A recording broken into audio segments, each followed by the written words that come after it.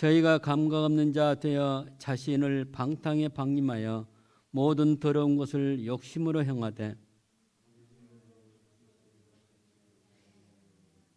진리가 예수 안에 있는 것 같이 너희가 과연 그에게서 듣고 또한 그 안에서 가르침을 받았을진데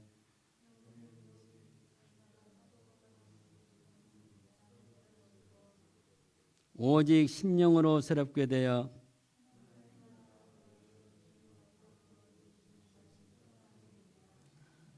아멘.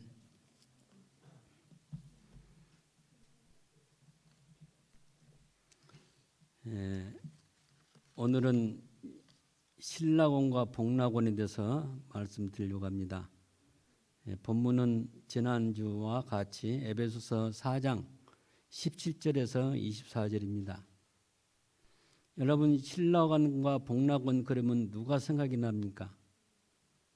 이 책을 지었던 위대한 청교도 시인인 존 밀턴이 우리 마음에 생각이 됩니다. 존 밀턴은 두 가지의 위대한 작품을 남겼습니다. 첫 번째가 바로 신라곤, 두 번째가 그의 후속편으로 복락곤인 것입니다. 신라곤이란 말은 글자 그대로 낙원을 잃어버렸다 그 말입니다. 복락곤은 낙원을 회복했다 그 말입니다. 신라곤은 인간의 원죄와 그로 인한 낙원에서의 추방을 다룬 작품으로 아담과 하와가 뱀으로 변장한 사탄의 유혹으로 선악과를 따먹음으로 추방당하는 그 내용이 기록되어 있습니다. 복락곤은 약속된 하나님의 섭리와 잃었던 낙원을 회복하는 그 내용을 다루면서 예수 그리스도가 사탄의 유혹을 이겨내고 결국 사탄을 추락시키는 그 이야기가 담겨 있습니다. 사랑하는 성도 여러분, 기회만 있다면 여러분이 신라곤과 복락곤을 꼭 사서 한번 읽어보시기 바랍니다. 저는 그 책을 고등학교 때 읽었는데 깜짝 놀랐어요. 어쩌면 이런 사람이 있을까? 한마디 말하면 오늘날 우리는 첨단 과학시대에 살고 홍수 같은 그런 지식 속에 살지만은 하나님 대해서 무지했던 것이 얼마나 많은데 지금부터 약 350년 전 1600년에서 1674년까지 살았던 존 밀턴은 얼마나 성경에 박식했던지 그 신라곤과 복락곤 책 밑에는 이 나나주 각주라고 하죠. 그 안에 이 성경 구절이 얼마나 적혀있는지, 이렇게 성경을 많이 알고 있구나. 저는 그 모습을 볼 때, 그 책을 읽으면서 볼 때 너무나도 마음이 부끄러웠던 것입니다. 이 신라곤과 복락곤은 또 언제 썼냐? 건강할 때 쓴 것이 아니라 자기가 소경됐을 때 그것을 불러주면 그 딸이 받아 적어서 만든 책이 바로 신라곤과 복락곤입니다. 그런데 눈으로 보이지 않지만 어떻게 성경 구절을 다 이렇게 거기에 집어넣는지 모릅니다. 그야말로 존 밀턴은 성령의 사람이었습니다. 존 밀턴은 하나님이 특별히 그 시대에 선택해서 청교도 신앙을 일으키고 뿐만 아니라 오늘날 우리에게 이 책을 통해서 좋은 신앙을 전해주는 위대한 믿음의 선배인 것은 분명합니다. 음악하면 오라토리오의 음악에 시조인 바와 핸델을 많이 생각합니다. 그 당시에 바와 핸델이 음악에 있었다면 문학에는 바로 존 밀턴이 있었습니다. 핸델 메시아를 보면 153개 그 곡 중에서 예수님의 그 구속에 대한 은혜를 표현하는 그 곡을 메시아를 작곡했습니다. 그 메시아의 그 작곡된 그 가사를 보면 전부 다 성경 말씀이에요. 여러분 핸델 메시아 그러면 무슨 음악인지 모르죠. 오늘날 사람들은 팝 뮤직에 많이 익숙해져서 또 교회 안에서는 바로 복음성과 익숙해져서 이 음악을 전혀 모르는데 이 음악을 틀어야 합니다.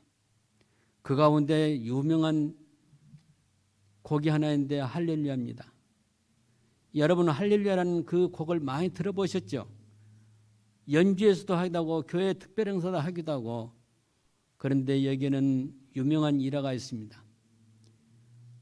큰 극장에서 할렐루야를 연주할 때 영국의 왕은 그 자리에서 일어서서 하나님 앞에 경의를 표했다고 합니다. 그것이 바로 출발점이 돼서 오늘날 할렐루야 음악이 나오면 모두 일어서서 하나님을 경외하는 그 표를 하게 됩니다. 제가 옆으로 갔습니다마는 존 밀턴은 위대한 신앙가요. 우리가 본받아야 할 믿음의 선배인 것입니다. 하나님께서 그 시대에 바른 신앙을 세워나가기 위해서 준비된 사람이라고 보는 것입니다. 오늘 이 시간에 무엇이 신라곤이고 무엇이 복라곤인가를 설명하려고 합니다. 약간 좀 어렵게 들지만은 알고 보면 굉장히 쉬웁니다. 우리 학문을 할 때 무슨 학문을 발전시키려면 반드시 공식적인 용어가 나오고 그 용어에 대한 정의를 하게 되고 정의를 하게 되면 그것이 바로 기준이 돼서 학문하는 데 매우 유리합니다. 마찬가지로 그런 의미에서 약간 전문 용어를 사용하겠습니다. 창세기 2장 7절에 보면 하나님께서 사람을 지으실 때 땅에서 흙을 취하여 빚으시고 그 안에 생기를 불어넣으니 그것이 바로 움직여서 생명이 된지라 그렇게 말하고 있습니다. 그래서 제가 여기 여러분 교환에는 바로 히브리어를 집어넣어놨어요. 왜 그러냐면 이것으로 우리가 이해하는 데 도움이 되기 때문입니다. 땅을 아담아라고 합니다. 하나님께서 그 아담아에서 아파를 취했는데 아파는 흙을 말합니다. 혹은 진흙이라고도 표현합니다. 그것을 만들었는데 아담을 만들었어요. 이 아담이라는 것은 아담아에서 나온 것을 말하고 있습니다. 이 아담은 두 가지로 해석됩니다. 고유명사로 최초의 인간의 시조인 아담을 말할 수가 있고 여기 아담은 바로 맨카인드, 인류를 말할 수가 있고 또 아담은 남자로 이렇게 해석할 수가 있습니다. 하나님께서 땅에서 아담아에서 아파를 취해가지고 그 안에 생기를 불어넣는데 그 움직였어요. 여기도 생기는 히브리어로 니시마트 하임이라고 하는데 이것은 바로 생명의 기운이다. 신약으로 말하면 영생의 기운이다. 영생의 요소다. 그 말이에요. 그것을 불어넣었을 때 생명이 됐다. 살아있는 영이 됐다. 네펫이 하얀데 하야란 말은 하임이란 말과 똑같이 살았다는 그 뜻입니다.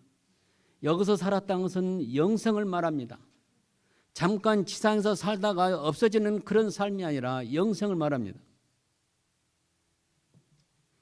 이것이 바로 선악과로 우리 인간이 범죄하기 전에 최초의 모습입니다. 최초의 사람은 완벽한 사람으로서 하나님 보시기에 심히 보기 좋은 것입니다.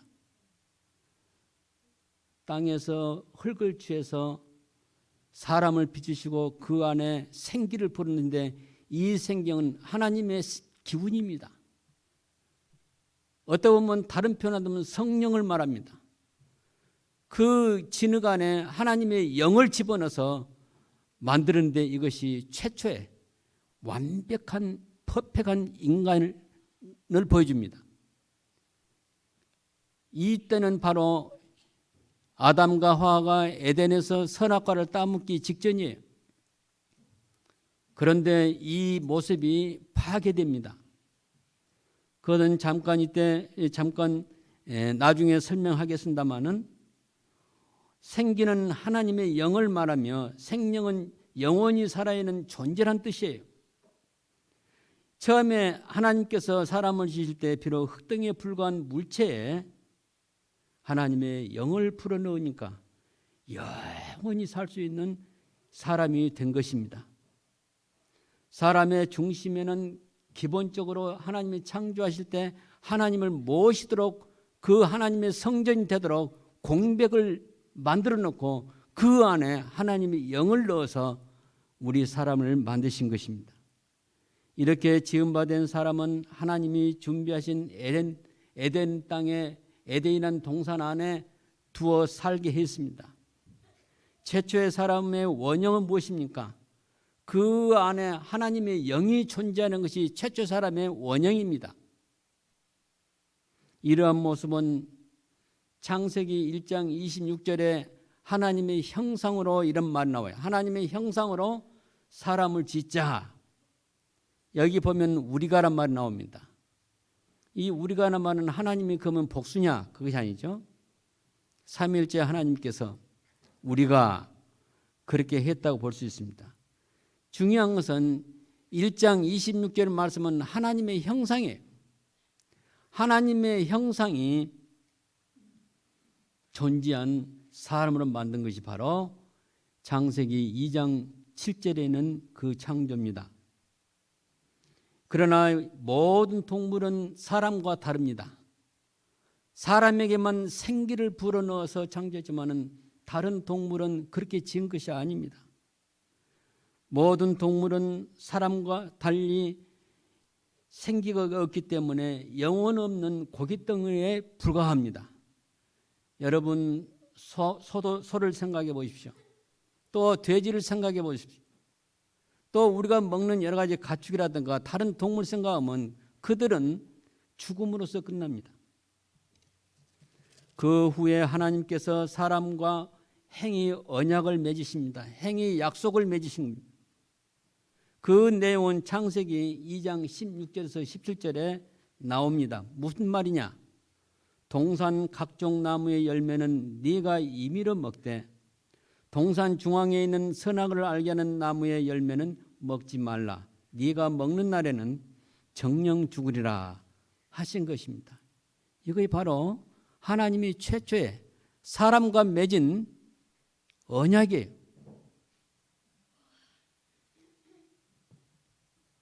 이것을 행위 언약이라고 합니다. 이 행위 언약이라는 것을 기억하는 중요한 건 뭐냐면 이 행위 언약이 바로 은혜 언약으로 바뀌게 됩니다. 오늘날 많은 신자들은 이것을 너무 소홀히 합니다. 오늘 이 자리에 참여한 여러분들은 최초의 아담과 그 맺었던 하나님의 계약을 기억하시기 바랍니다.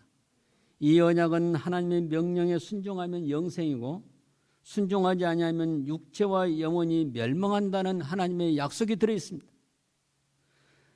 하나님의 약속, 사람과 하나님 사이에 맺어진 계약인데 이것은 영원한 계약이에요. 어느 날 사탄이 뱀의 모양으로 하와에게 접근해서 선악과를 따먹게 함으로 하나님과의 언약을 깨뜨리게 합니다.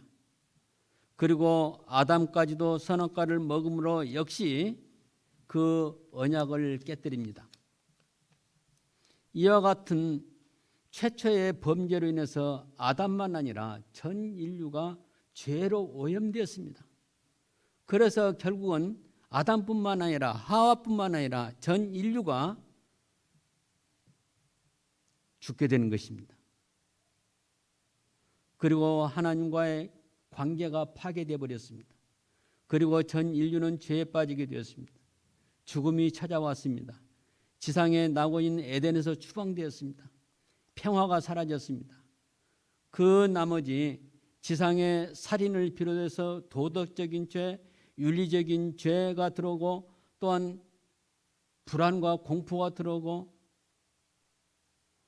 여러 가지 우리에게 불행이 찾아온 것입니다. 바로 이것을 신라곤이라고 그래요. 존 밀턴이 그것을 썼어요. 그때부터 인류는 낙원을 일궈서 질병과 싸워야 했고 생존 경쟁하면서 이웃과도 전쟁을 해야 했습니다. 굉장히 불행한 우리 인간이 된 것입니다.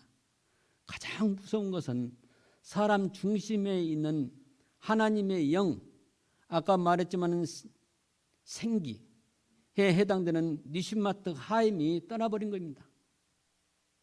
처음에 사람을 지을 때는 니슈마트 하임이 존재했는데 이 아담과 하와가 선악과를 따먹으로 그것이 떠나버리게 된 것입니다.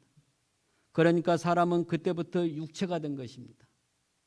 창세기 6장 3절에 나의 신이 영원히 사람과 함께 하지 아니하리니 그들이 육체가 됨이라. 여기서 나의 신은 히브리어로 루하라고 나오는데 루하는 바로 성령을 말합니다. 영을 말합니다. 육체라는 것은 뭡니까? 육체라는 그것은 바로 고깃덩어리, 영어로 프레시에 해당된 것입니다. 이 말은 하나님의 신, 곧 성령이 떠나니 사람이 고깃덩어리가 되었다 그 말입니다. 그 사건이 어디서 나타났습니까? 이미 아담과 하와가 선악과를 따먹으로 이 사태가 벌어진 것입니다. 교회를 다니든 안 다니든 어떤 사람이든 하나님이 영이 떠나버린 사람은, 하나님이 영이 없는 사람은 고깃덩어리인 것입니다. 제가 왜 이 말 하냐면 오늘날 교회에 출석한 수많은 사람들이 그 마음 중심에 하나님이 성령이 없어요. 겉모양은 인간이지만은 하나님의 영이 빠진 육체 덩어리라는 것입니다. 이것이 바로 신라곤의 상태입니다. 신학적으로는 전적인 부패, 완전한 부패라고 말합니다. 인간이 하나님의 성령이 없으므로 전적으로 부패해서 스스로 하나님을 깨달을 수가 없습니다. 하나님이 찾아오셔야만 알게 됩니다. 그런데 하나님께서 아무나 모두에게 찾아오신 것이 아니라 선별적으로 찾아오십니다. 누구에게? 자기가 영세전에 택한 백성에게. 사랑하는 성도 여러분, 오늘 이 자리에서 여러분 앉아있는 여러분이 하나님을 만났다는 것은 큰 축복을 받은 것입니다. 하나님께서 택하신 자를 찾아오셔서 성령으로 알게 하셔야만이 하나님을 만날 수가 있고 하나님을 아버지라고 믿을 수가 있습니다. 여러분, 금년 들어 우리 교회 여러분이 오셨는데 우리 송민주 전사님 또 강수진 우리 자매님 또 그 자녀들 오셨는데 우리 교회 온 것이 얼마나 다행인지 몰라요. 이런 말씀을 일반 교회는 듣지 못합니다. 왜 그러냐? 일반 교회 그 말씀의 특징이 하나님 말씀을 통해서 우리가 어떻게 이 세상에 본받고 잘 살아볼까 하는 그런 내용으로 채워졌다는 사실입니다. 오늘 제가 말씀을 드리는 것은 복음입니다. 이 복음을 많은 사람이 들어 알아야 하는 것입니다. 하나님은 자기 택한 백성에게 어떻게 다가오시냐? 먼저 아브라함을 선택해서 아브라함을 통해서 언약하십니다. 그 다음에 다윗을 선택해서 다윗에게 사용해서 너의 나라가 영원할 것이다 그렇게 말씀으로 언약하십니다. 그 다음에 예레미야나 에스겔을 통해서 새로운 언약을 주십니다. 그 새로운 언약, 그걸 통해서 우리에게 희망을 보여줍니다. 그 새로운 언약이 바로 무엇입니까?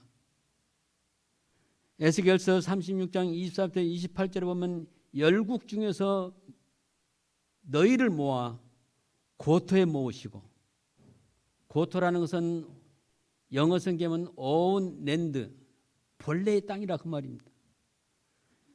맑은 물로 뿌려서 정결케 하시고 새 영을 두고 새 마음을 주되 굳은 마음을 제하고 부드러운 마음을 줄 것이며 내 신을 두어 율례를 행하게 하고 나는 너희의 하나님이 되고 너희는 내 백성이 되리라 그렇게 말합니다.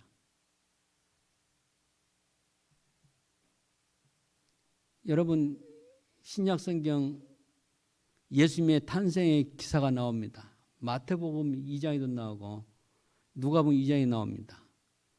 천사가 바로 이 마리아에게 나타나서 아브라함의 대를 이을 영원한 왕이 내게서 태어나신다 이렇게 약속하십니다. 까마득히 잊었던 그때에 그들이 무엇을 알겠습니까? 그런데 그 말씀은 분명히 생생한데 우리 예수님 바로 다윗의 위를 이은 영원한 왕으로 오신 것입니다. 이것이 바로 하나님이 우리를 사랑해서 자기 언약을 지키시고 이루시는 것을 보여주고 있습니다. 이와 같이 새 언약으로 우리에게 약속하신 것은 바로 우리의 잃었던 낙원을 회복시켜줬다는 그것을 말씀해 주고 있습니다. 이것은 바로 하나님의 복낙원에 대한 약속입니다. 하나님의 영이 떠난 자기 백성에게 새로운 영, 니시마트 하임을 다시 주겠다는 그런 약속입니다. 여러분, 정상적인 그리스도인이 무엇입니까? 정상적인, 비정상적인 그리스도인을 말한 것이 아니라 정상적인 그리스도인은 바로 그 안에 니시마트 하임이 있는 사람이에요. 신약적으로 말하면 그리스도 영, 성령이 있는 사람을 말합니다. 아무리 기독교인이 수백만이고 지상에 수천만이 산다 할지라도 그 안에 그리스도의 영이 없거나 성령이 계시하면 크리스찬이 아니에요. 로마서 8장 9절에 그런 말씀입니다. 너희 속에 그리스도의 영이 없으면 그리스도의 사람이 아니라 그랬어요. 바울이 우리에게 이렇게 말씀했지만은 그는 하나님의 계획된 말씀이에요. 그 계획된 말씀은 우리에게 진리로 와닿는 것입니다. 그리스도의 영, 곧 성령이 계시지 않으면 그리스도인이라고 말할 수가 없습니다. 그리스도가 계시지 않고 그 대신 그 안에 공백에는 무엇이 채워졌냐? 자아라는 것이 채워졌어요. 자아, 자기, 우리말로는 자기란 말도 되고 자아란 말도 되고 영어로는 셀프 혹은 에고란 말로 됩니다. 그 예수님이 안 계시고 성령이 안 계시니까 그걸 가득 차 있는 거예요. 그것이 바로 왕노릇합니다. 이런 사람들은 니시마트 하임이 떠난 사람입니다. 바울은 갈라디아서 2장 20절에 내가 그리스도와 함께 십자가 못 박혀나니 그런즉 이제는 내가 산 것이 아니요 오직 내 안에 그리스도께서 사신 것이라 이렇게 고백했습니다. 바울은 이런 사람을 낱낱이 교회라고 또 말합니다. 이것이 바로 정상적인 그리스도인의 모습입니다. 사랑하는 성도 여러분, 이 자리에 계신 여러분, 여러분은 이 상태, 여러분 마음속에 그리스도의 영이 계십니까? 그렇다면 정상적인 그리스도인입니다. 바로 이런 상태가 바로 복락원입니다. 그리스도가 없는 사람은 신락원이고 불안과 좌절과 절망만 있고 기쁨과 평화가 없는 사람입니다. 그러나 바울처럼 그리스도가 있는 사람은 니시마트 하임을 소유한 사람으로서 낙원을 다시 회복한 것입니다. 오늘 우리가 에베소 4장 17절부터 24절까지 읽었는데 그 본문의 내용이 4장 17절부터 22절까지는 바로 신락원에 해당된 사람이에요. 그 다음에 23절부터 24절은 복락원에 해당된 사람입니다. 우리 그 말씀을 다시 한번 보겠습니다. 그러므로 내가 이것을 말하며 주 안에서 증거하는 이제부터 이방인이 그 마음에 험한 것을 행함 같이 너희는 행하지 말라. 저희 총명이 얻어지고 저희 가운데 있는 무지함과 저의 마음이 굳어짐으로 말미암아 하나님의 생명에서 떠나 있도다. 저희가 감각 없는 자 되어 자신을 방탕에 방임하여 모든 더러운 것을 욕심을 행하되 오직 너희는 그리스도를 이같이 배우지 아니하니라. 진리가 예수 안에 있는 것 같이 너희가 과연 그에게서 듣고 또한 그 안에서 가르침을 받았을진데 너희는 유혹의 욕심을 따라 썩어져가는 구습을 쫓는 옛사람을 벗어버리고 바로 이것이 바로 낙원이 없는 사람입니다. 그러나 23절, 24절은 무엇을 말해주고 있습니까? 오직 심령으로 새롭게 되어 하나님을 따라 의와 진리의 거룩함으로 지으심을 받은 새 사람을 입으라. 여러분이 모두 이제 새로운 사람이 되기 바랍니다. 어떤 사람입니까? 우리 안에 성령이 있는 사람. 다른 표현을 따면 우리는 하나님으로 신들린 사람이에요. 그러나 그 외 수많은 사람들이 하나님의 영에서 떠나 있는 것을 봅니다. 오늘 본문 보자. 하나님께서 떠나 있는 자다 그랬어요. 교회 다니는 것이 무슨 중요합니까? 아무리 교회를 열심히 다녀도 자기 안에 하나님이 계시지 않고 세상에 속했다면 그리스도인이 아닙니다. 육에 속한 사람입니다. 오늘날 수많은 교파들이 있습니다. 제가 강조하는 것은 개혁주의 신앙을 강조합니다.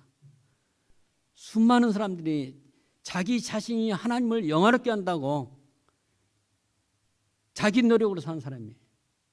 그런 사람들은 한마디로 딱 잘라서 알미니안입니다.